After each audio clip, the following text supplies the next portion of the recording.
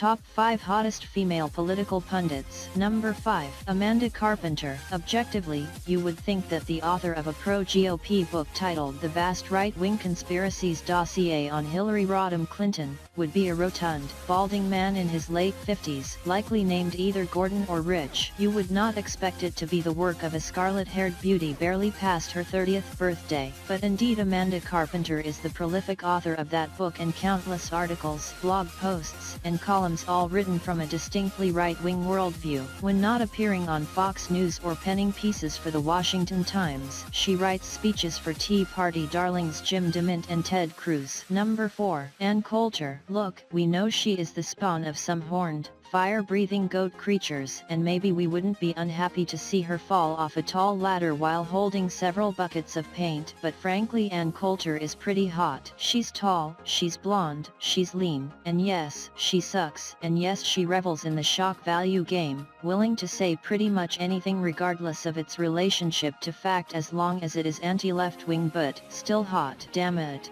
Number 3. Kirsten Powers. You gotta hand it to Kirsten Powers, a Democrat employed by Fox News essentially just to give the other pundits a punching bag, as she spends most of her professional life getting knocked around by her political polar opposites. Powers supported the Affordable Care Act, opposes the death penalty and supports marriage equality for same-sex couples, so she is almost always at odds with those around her, yet somehow she still manages to look great day in, day out.